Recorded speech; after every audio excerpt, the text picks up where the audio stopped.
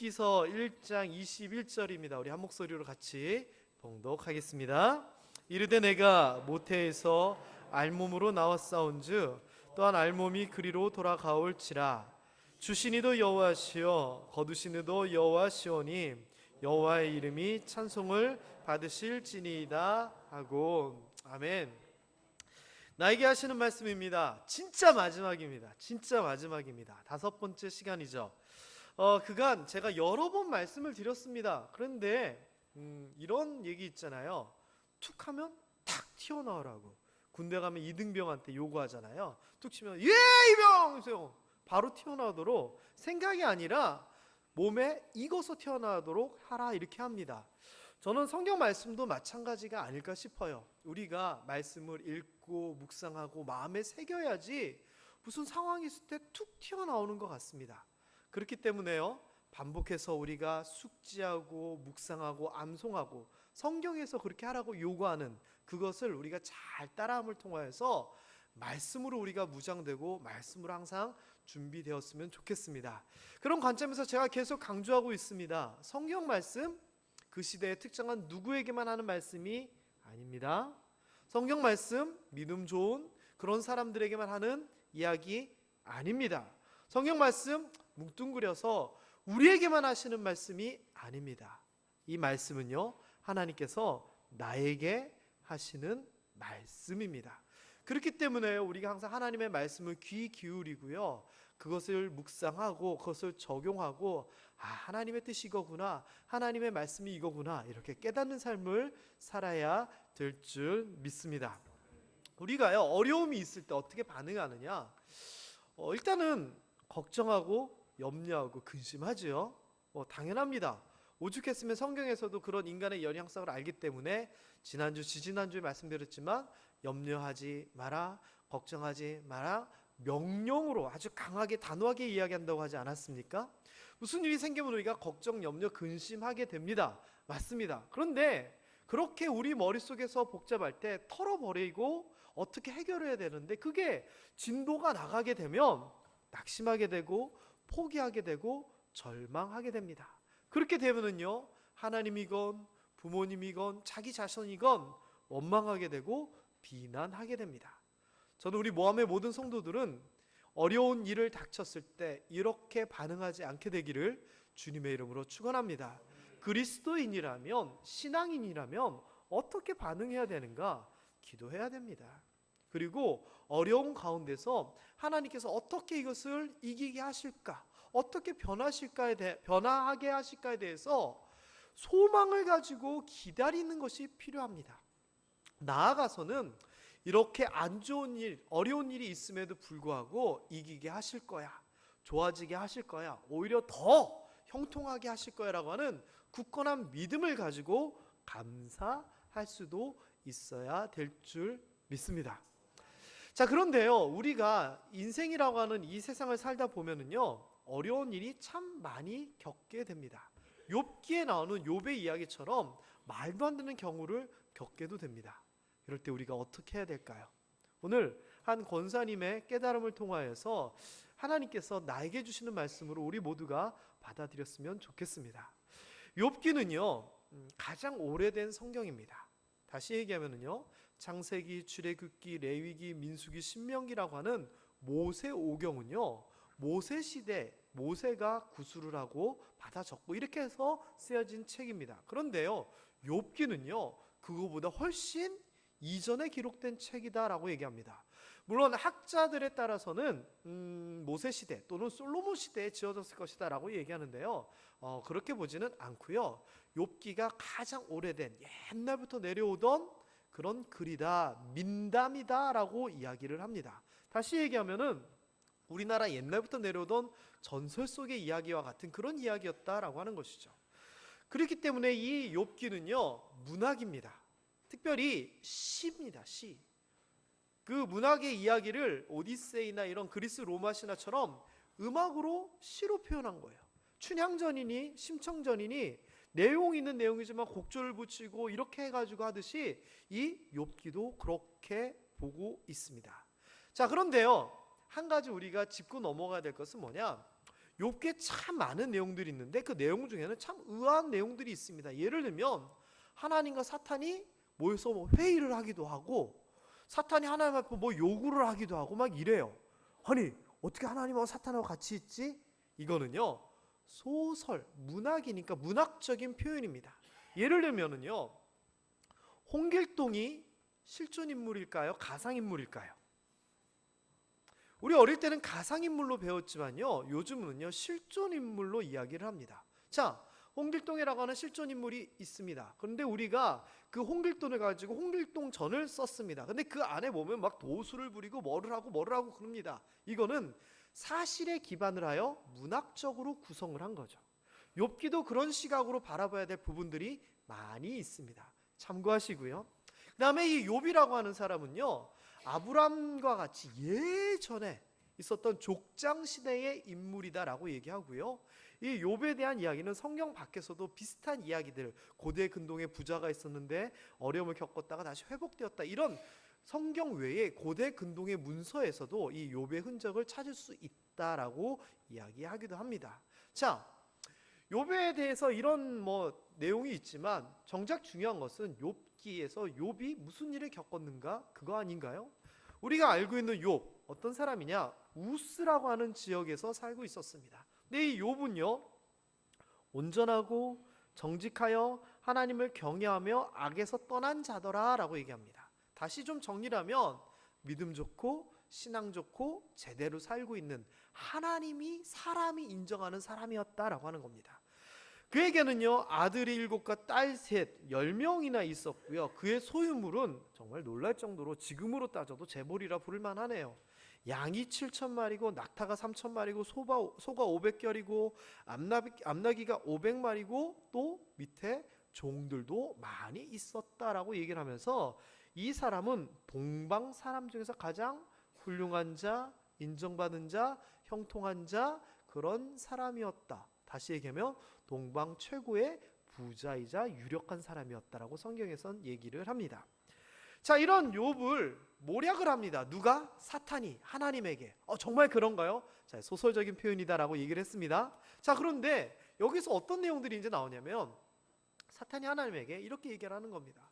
하나님, 욥이라고 하는 이 사람이 하나님 앞에 정말 잘하고 믿음도 좋은데 그건 다 이유가 있습니다.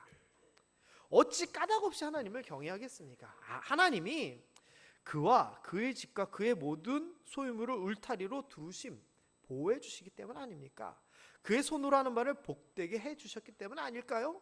그의 소유물이 땅에 넘치게 하셨기 때문에 욥이요, 하나님이 잘해 줬으니까 하나님 앞에 잘 해드리는 겁니다 라고 이야기를 합니다. 그러면서 하나님에게 뭐라고 얘기하냐면, 그의 소유물을 팍 쳐버리면 분명히 왜 내 걸 다 뺏어갔어요 하면서 하나님께 욕을 하지 않을까요? 라고 이야기를 합니다.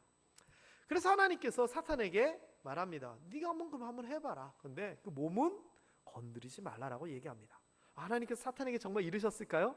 아닙니다. 소설적인 구성과 표현입니다. 자, 그런데 어쨌거나요, 이렇게 사단이 욥을 확 휩쓸게 됩니다. 우리가 잘 알듯이요, 무슨 일들이 벌어지느냐, 사환, 종이 와서 하는 얘기가, 소가 밭을 갖고 나귀는 그 곁에 있는데 스바 아라비아 사람들이 와서 다 빼앗고 종들을 죽였습니다. 그리고 한 사람이 그 말을 하는 도중에 와서 하늘에서 불이 떨어져 가지고 양들과 종들을 다 살라버렸습니다. 아이고 어떡해요? 또 그 이야기를 하는 동안 또 와서 하는 얘기가, 다른 사람이 갈대아 블레셋 사람들이 와서 갑자기 낙타에게 달려들어 뺏어가고 지키던 종들을 다 죽여버렸습니다. 아이고 어려운 일, 재산들이 한꺼번에 다 없어져 버리네요. 게다가 더 비극적인 얘기는 또 한 사람이 와서 하는 얘기가, 자녀들이 다 함께 모여 있었는데 바람이 불어서 집이 무너지는 바람에 자녀들이 다 죽었습니다 라고 이야기를 합니다. 게다가 나중에 가면은요, 이 욥이 몸에 질병도 엄청 생기지요. 자기가 태어난 날을 저주할 정도로 육신적으로 아픔을 겪게 되고요, 마지막까지 옆에서 위로해주고 보호해줘야 될 아내조차도 바보 같은 사람 하면서 떠나가 버리게 됩니다.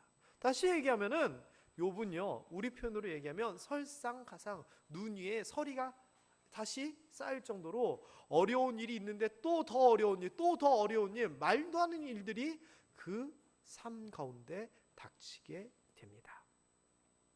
여러분, 인생을 살면서 이렇게 어려움 겪으신 적들이 있으시죠?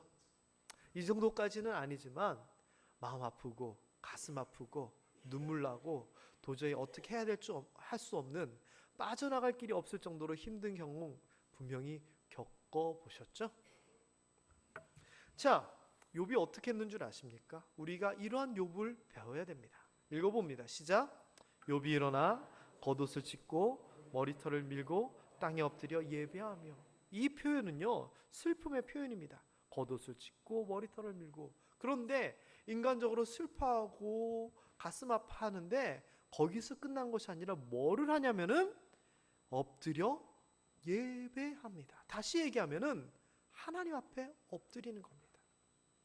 모함의 성도 여러분, 여러분 삶 가운데요, 무슨 일이 생기면은요, 당황해서 뭐 어찌할지 모르겠지만 정신이 들면 교회로 오세요. 기도하세요. 기도가 만사 형통의 만능 열쇠입니다. 이게 기도라고 하는 것이 무슨 의미냐? 무슨 일이 생겼을 때 나는 못합니다, 하나님이 하실 수 있습니다라고 하는 하나님에 대한 인정이잖아요. 그리고 하나님 앞에 내 상황을 다 올려놓는 거잖아요. 욥이 그랬습니다. 그러면서 욥이 했던 말이 오늘 이 본문 이 말씀입니다. 자기가 알몸으로 태어났으니까 지금 알몸이 된 게 큰 일이 아니다, 굉장한 태도죠. 내가 모태에서 알몸으로 나왔사온즉 또한 알몸으로 그리로 돌아갈지라 하면서 하는 얘기가, 주신 이도 여호와시요 거두신 이도 여호와십니다라고 고백합니다. 자, 뭐라고 했다고요? 다시 한번 여기 부분 한번 해볼까요? 시작. 주신 이도 여호와시요 거두신 이도 여호와시오니. 다시 얘기하면은요, 욥은 많은 재산을 가지고 있었지만 소유에 대한 명확한 개념을 갖고 있었던 사람입니다. 내가 열심히 해가지고 이것을 벌었다가 아니라 하나님이 주셨다라고 하는 것을 알고 있고 그렇게 살았던 사람입니다. 그렇기 때문에요, 무슨 일이 딱 닥쳐도 그게 바로 탁 튀어나오는 겁니다. 그렇기 때문에 하나님이 주신 거니까 하나님이 가져가셔도 이거는 나는 손해가 아닙니다, 이 이야기를 하는 거예요. 아마 이 정도의 물질에 대한, 소유에 대한 태도가 있었기 때문에 하나님께서 욥에게 부어주셨을 거고요. 또한 이렇게 소유에 대해서 명확한 개념을 가지고 있었기 때문에 하나님께서 나중에 욥에게 2배의 복을 주신 줄 믿습니다. 사랑하는 모함교회 성도 여러분, 물질적으로 있을 때도 있고 없을 때도 있습니다. 그런데 있다고 좋아하고 없다고 슬퍼하는 것 당연한 일인 것 같지만, 그러한 일과 함께 우리 마음속에 가져야 될, 변치 않아야 될 태도가 뭐냐? 하나님이 주셨으니 하나님이 거두어 갈 수도 있다라고 하는 겁니다. 그러면서 욥이여 뭐를 하냐? 여호와의 이름이 찬송을 받으실지니다라고 하면서 하나님의 주권을 찬양합니다.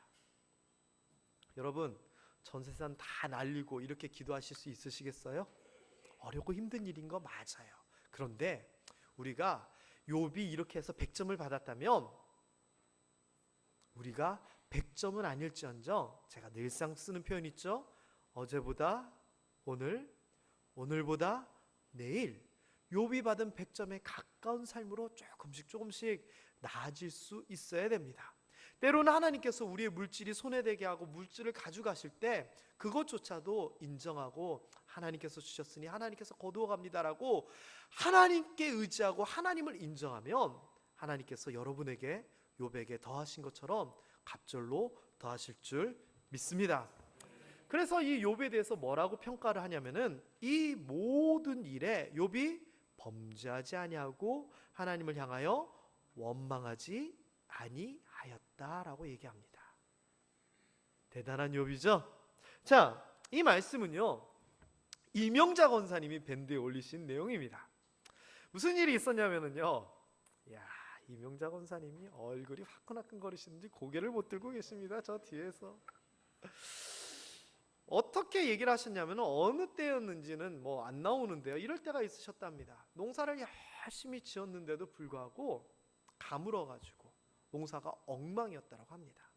그리고 논농사, 과수농사를 하고 이것을 이제 제값을 받아야 되는데 안 그래도 가물어가지고 제대로 안 열렸는데 그나마 가격조차도 하락 시세, 계속 가격이 안 좋습니다. 여러분, 제가요 이제는요 김천에 와가지고 조금 늘어가지고 이명자 권사님이 이 정도 얘기하시면 100%는 아니어도 한 33%는 이해가 돼요. 왜냐? 생각해 보세요 여러분. 그 여름 떼학볕, 봄부터 떼학볕을 거쳐가지고 열심히 일했는데 소출이 적고요, 나온 것조차도 제대로 값을 못 받고, 아니 그러면은 농약값에다가 무슨 값에다가 나갈 것은 많은데 어떡하란 얘기입니까? 답답하죠. 그러면서 신세 한탄을 할 수밖에 없었다라고 이야기합니다. 에이 권사님 그냥 뭐 올해 그러면 내년엔 잘 되겠지. 글쎄요, 지나보면은요 예전에 고민하고 힘들었던 게 아무 일도 아니고 그때 가슴 아팠던 것이 지금 생각해보면 뭐 그럴 수도 있지 하고 넘어갈 수도 있습니다. 그런데 그 당시에는요 절대 그 생각이 안 듭니다.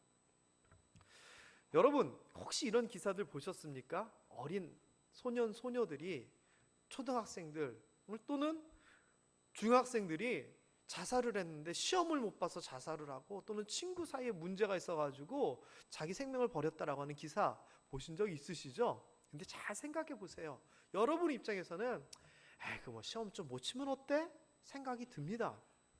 친구랑 좀 사이가 안 좋고 그 친구랑 이렇게 좀 안 놀면 어때라고 우리는 생각할 수 있는데요, 그 당시를 살고 있는 그 시대의 그 아이들은요 그거보다 세상 큰 일이 없습니다. 지나보면은 아무 일도 아닌 것 같은데 나중에 시간이 지나면은 별 가치 없었던 일인 것 같은데 당시에는 너무나 심각했다라고 하는 거죠. 여러분, 이명자 권사님 그때는요 이거만큼 큰 일이 없었어요. 저도 그런 경험 있어요. 제가 중학교 1학년 때입니다. 어느 날 거울을 보는데 세상에나 머리에 주름살이 생긴 겁니다. 지금처럼 이렇게 좀 하진 않은데 이게 길이 보이는 거예요. 그래서 중학교 때 너무나 고민이 되는 거예요. 게다가 저는 또 남녀공학이었거든요. 같은 반이 아니었는데 괜히 의식되잖아요, 그때쯤 되면은. 그래서 제가 어떤 방법을 썼냐면은요, 이 피부 좋아지도록 로션만 이마에다가 계속 반질반질 바르고, 그 다음에 눈을 크게 뜨면 주름살이 생길까봐 눈을 이렇게 작게 뜨고 다니고, 작게 뜨나 크게 뜨나 별 차이는 없지만, 게다가 결정적으로 뭐를 했느냐, 벽에 거울에다가 눈을 감고 딱 이마를 붙입니다. 그래서 눈을 부릅뜹니다.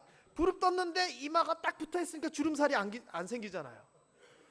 그렇게 해가지고 주름살을 없애려고 노력을 했습니다. 그래가지고 꽤 한동안 주름살 걱정이었던 것 같아요. 그리고 사람들 보면 주름살 생길까봐 막 이마에 힘을 주고 있고 막 그랬습니다. 그런데 지금은 그 걱정 할까요? 안 할까요? 안 합니다. 나이 들면 그냥 생기는 건데. 지금 생각해보면요, 왜 그때 내가 그런 고민을 했을까? 참 웃깁니다. 하지만요, 그때는 그 고민이 심각한 고민이었습니다. 여러분, 제가 무슨 얘기를 하려고 하냐면요, 오늘날을 살고 있는 우리가 이런 고민, 저런 걱정, 염려 다 하고 있는데요, 5년 지나고 20년 지나면은요 아무것도 아닐 수도 있는 것 같고 고민했던 거일지도 모릅니다.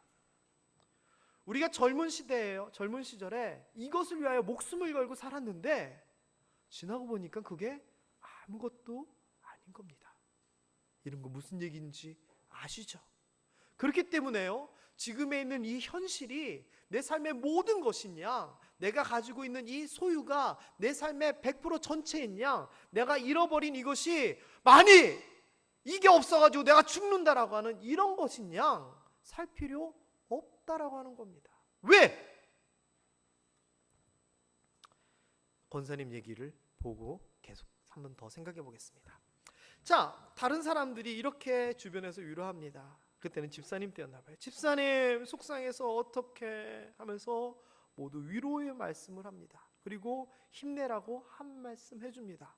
참 크게 위로가 되겠죠. 그런데요, 한 권사님이 유독 어떻게 힘내 이런 것이 아니라 아주 담담하게 아무 일도 아닌 것처럼 등을 한 대 탁 치시면서 주시니도 여호와시여 거두니도 여호와시라 이러면서 지나가는 거예요. 저는 이게 누구실까 막 상상을 해보는데 진짜 존경스러운 권사님이에요. 이렇게 어떻게 그 어려운 상황에서 이렇게 권면을 하십니까? 그런데요, 이명자 권사님은요, 이건 나 아닌가 생각하시는 분 분명히 있으실 건데 표정으로는 지금 모르겠어요. 자, 그런데 이명자 권사님이 이 이야기를 듣고 어떻게 생각하셨느냐? 울고 싶었대요. 마음으로는 울었대요. 너무 야속하고 화가 났대요. 괜찮아? 괜찮아? 위로해 주지 못하면요, 주신이도 하나님이시고 거두니도 여호와시고, 놀리는 것도 아니고 힘내라는 것도 아니고 말씀 던지고 간 거예요. 위로의 말 한마디도 못 해주나 싶었답니다. 자, 여러분, 그런데요, 이 이야기가 여기서 끝난 게 아니에요. 지나고 보니까 그때의 어려움과 그때의 곤란함이 지나고 보니까 해결되는 거예요. 돈이 없고 손해가 보고 그것 때문에 내가 미칠 것 같고 힘들었는데 지나고 보니까 소유에 대한 문제, 이 말이 맞는 거예요. 그래서 이렇게 고백하셨습니다. 그 말씀이 나에게 하시는 말씀이 되었다. 그때는 야속한 이야기였는데 지나고 보니까 깨달음이 오더라. 한참 지나서 그 말이 내게 주시는 주님의 말씀이 되었다. 욕심 없이 주면 주시는 대로 감사하며 산다는 게 얼마나 축복된 삶인가가 깨달아지고 나니까, 그 말씀이 진짜 나에게 하신 제대로 된 말씀이구나 아셨다는 겁니다. 여러분, 이러한 마음가짐 여러분도 가지실 수 있게 되기를 주님의 이름으로 축원합니다. 세상의 사람들은요, 없어서 그냥 죽자 매달립니다. 있어가지고 신이 나가지고 힘주고 삽니다. 그거 아니라는 겁니다. 지나가면 없어질 일이라는 겁니다. 있어서 의시되고 없어서 속상하지만 시간이 지나면 아무것도 아니라는 겁니다. 특히 100년밖에 안 되는 이 인생, 우리가 이 세상에서 정말 열심히 살았던 그 무엇, 내가 얻었던 그 무엇, 우리가 천국 가면 가지고 갑니까? 아무것도 가지고 가지 않습니다. 그런데 이 땅에 두고 갈 그것을 위하여 우리가 고생하고 눈물 흘리고 속상하고 그럴 필요가 뭐 있냐라고 하는 겁니다. 그저 하나님께서 주시면 나에게 이것을 주셨으니까 감사합니다. 하나님께서 걷어가시면 아이고 하나님께서 또 다른 걸 주시려고 걷어가시나 봅니다. 이렇게 마음 편하게 살라는 것이 이 말씀 아닌가요? 여러분, 이런 깨달음이 있게 되기를 주님의 이름으로 축원합니다. 세상 사람들은 많은 것을 가지고 만족하지 못하지만 우리는 작은 것, 없더라도 작은 것 가지고 만족할 수 있는 삶을 살아야 될 줄 믿습니다. 하나님께서 모든 것을 주신다라고 하는 이 표현은요, 소유에 대한 최고의 마음가짐입니다. 내가 가지고 있는 이 모든 것이 하나님께서 주셨다라고 하는 겁니다. 이 마음이 없으면은요 10의 1조도 못 드립니다. 내가 열심히 돈 벌어서 내가 이거 했는데 내가 왜 하나님 앞에 내 10분의 1을 왜 드려? 아까워. 감사한 거? 아니 내가 땀 흘려서 벌었는데 뭐 하나님 앞에 감사해? 아니잖아요. 우리 신앙은 이게 아닌 겁니다. 하나님이 주셨습니다. 나의 건강도, 나의 물질도, 나의 시간도 하나님이 주셨습니다라고 하는 소유에 대한 최고의 고백, 하나님이 주셨다라고 하는 겁니다. 하나님이 거두신다라고 하는 것은요 주권에 대한 이야기입니다. 주권, 주인된 권리에 대한 이야기입니다. 하나님이 주인이니까 하나님이 가져가실 수 있다라고 하는 것에 대한 인정이죠. 내 것이 아니다, 내 삶이건 내 소유건 내 것이 아니다 라고 하는 권리에 대한 그 이야기입니다. 저는 소유에 대한 마음가짐이든 주권에 대한 마음가짐이건 우리 모함교회 성도님들이 제대로 가지고 계신 줄 믿습니다. 그렇기 때문에요 주신 이도 하나님이시고 거두시는 이도 하나님이시다라고 하는 고백은요 굉장한 고백이고 신앙적으로 단련된 사람이 할 수 있는 표현입니다. 그렇지만요 우리가 결국은 이 표현을 할 줄 알아야 되는 겁니다. 볼까요? 결국 하나님께서 모든 것을 행하시는데요 우리 인간들은 어떻게 사냐면요 큰 그림은 못 보고 자기 앞만 바라보면서 아웅다웅 살고 있습니다. 큰 의미 없는 일에 목숨 걸고 살아가고 있습니다. 시간 지나면 가치 없어지는 일에 인생을 던지고 있습니다. 빈손으로 태어나 빈손으로 돌아가야 하는 것을 잊고 살아갑니다. 이러던 삶 가운데 이명자 권사님이 깨달은 겁니다. 이게 아닌데 내가 뭐하러 속상해 하느냐, 하나님이 주실 건데 뭐 필요하시면 하나님이 가져가실 건데. 이 깨달음이 우리 모두에게도 있었으면 좋겠습니다. 오늘 새벽에 봤던 말씀입니다. 읽어보겠습니다. 시작. 모든 일을 그의 뜻의 결정대로 일하시는 이의 계획을 따라 우리가 예정을 입어 그 안에서 기업이 되었으니. 자, 모든 일에 대해서 얘기를 하는데 그의 뜻을 이야기합니다. 그는 누구죠? 하나님의 뜻. 결정대로, 누구의 결정대로? 하나님이 결정하시는 대로. 누가 일하시는데요? 하나님이 일하시는 겁니다. 그런 계획 누가 세워요? 하나님이 세웁니다.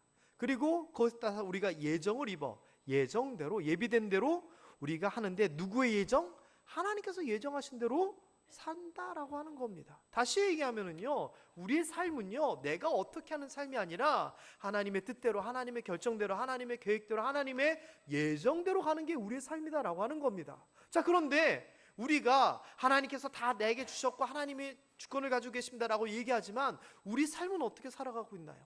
내가 내 뜻대로 살기를 원하고, 내가 결정하고, 내가 계획하고, 내가 예정하면서 나아가고 있잖아요. 그러면서 그게 잘 안 되면은 어떻게 속상해하는 겁니다. 거기에서 빗나가 버리면, 하나님께서 이끄시는 것과 내 생각, 내 길이 달라져 버리면 하나님은 원망하고 하나님 앞에 주야 부르짖으면서 하나님의 뜻을 내 뜻으로 돌리려고 하고 있지 않습니까? 그러니까 우리 삶이 힘든 겁니다. 하나님께서 이끄시는 대로 순종하면서 나아가면은요, 주실 때는 감사해 받고, 가실 때는 순순히 드리고, 손을 이끄시면 따라가면 되고, 길을 여시면 나가면 되고, 막으면 돌아가면 되고, 서라 그러면 서면 되고. 왜 우리가 그것 때문에 고민하고 걱정해요? 하나님께서 그의 뜻대로, 그의 결정대로, 그의 계획대로, 그의 예정하신 대로 나가는데 내가 왜 내 삶을 가지고 내가 왜 고민해요? 지난주에 말씀드렸잖아요.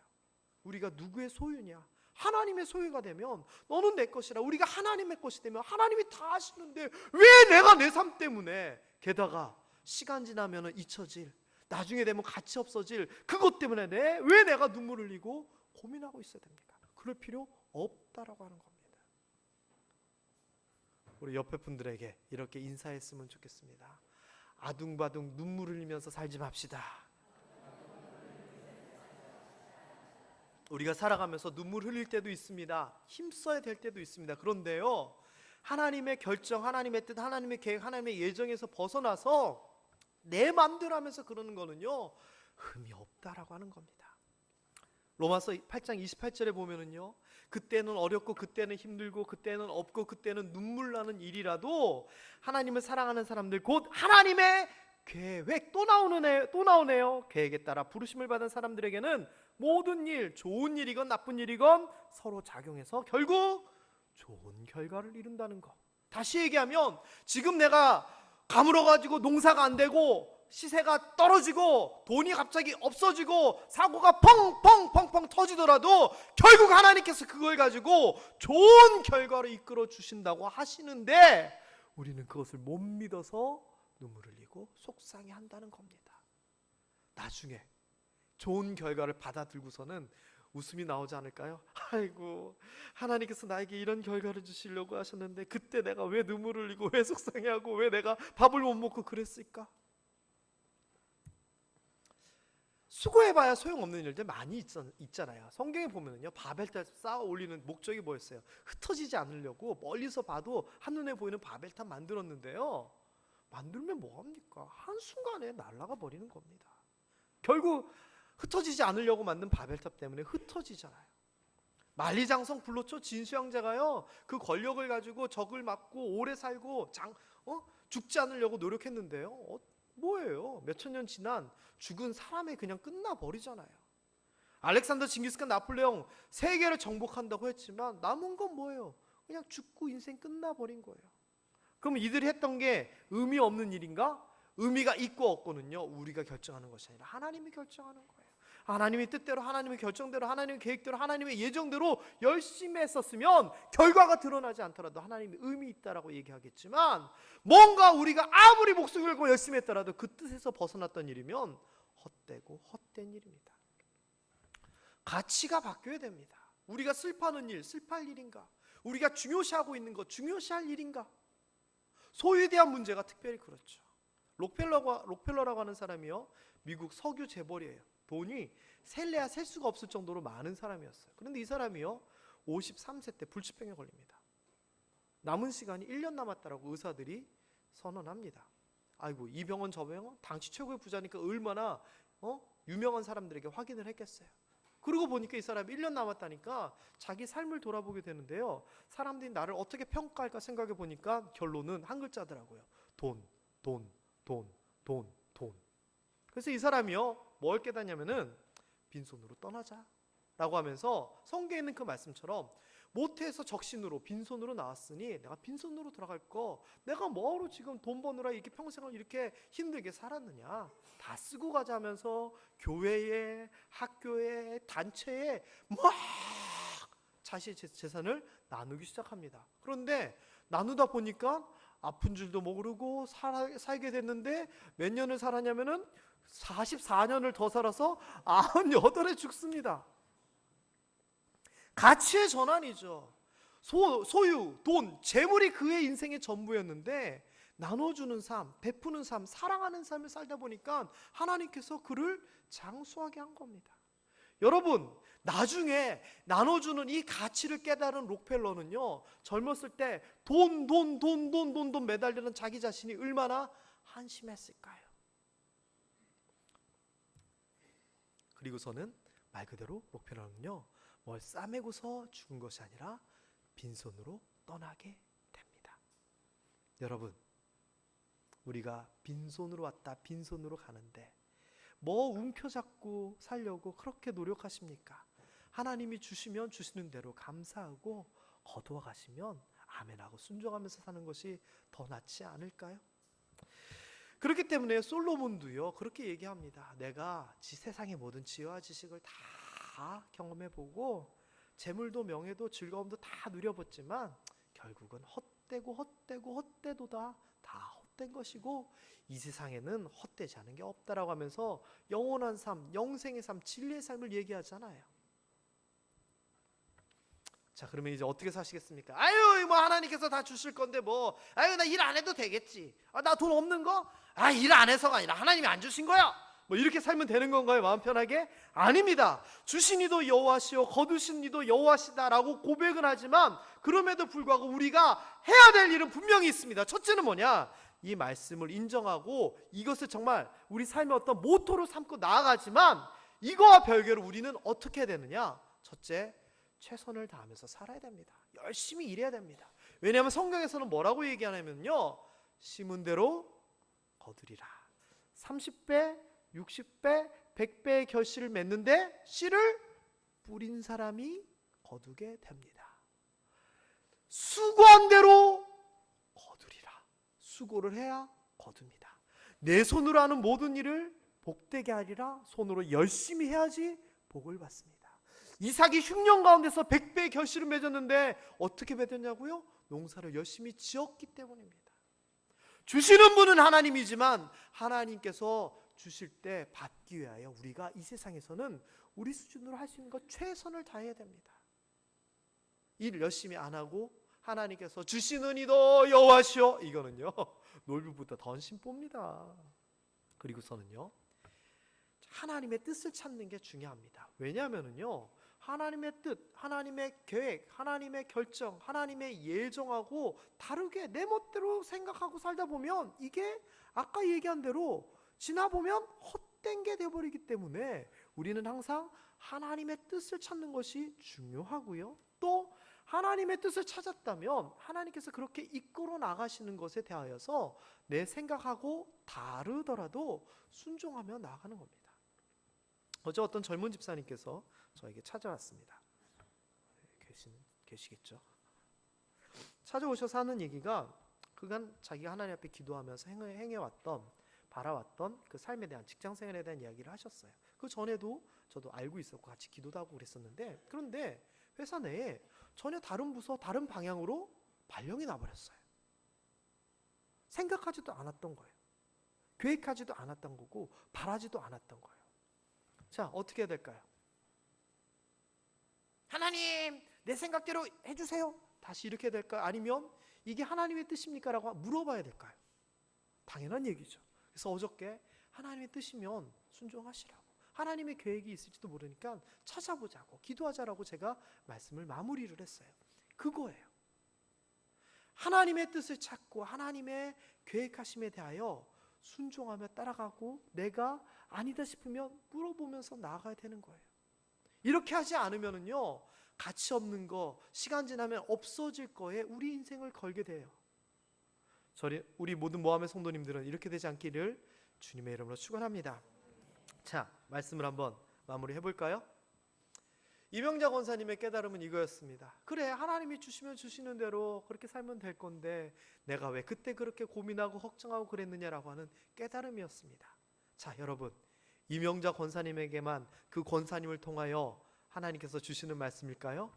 아닙니다. 오늘을 살고 있는 우리 모두에게도 동일하게 하시는 말씀입니다. 뭐라고 말씀하시느냐?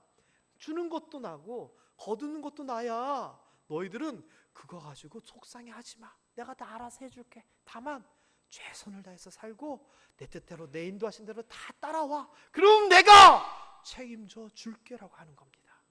여러분, 이 말씀 여러분에게 하는 하나님의 말씀임을 깨닫고 이 말씀 마음에 품고 지금 주신 것에 대하여 감사하고, 혹시 거두어 가신 것에 대하여 또한 감사할 수 있게 되기를 주님의 이름으로 축원합니다. 그렇게 나아갈 때에 지금은 손해인 것 같고 지금은 없어서 답답한 것 같지만 결국 욥과 같이 하나님께서 더하여, 두 배로 더하여 주실 줄 믿습니다. 자, 마지막으로 이 이야기만 한 번 더 그대로 읽어보면서, 이 말씀만 읽어보면서 우리 마음을 다시 한번 다짐하도록 하면서 설교를 마치도록 하겠습니다. 시작. 주신 이도 여호와시오, 거두신 이도 여호와시오니 여호와의 이름이 찬송을 받으실지니이다. 오늘날 나에게 주시는 말씀입니다. 기도하겠습니다.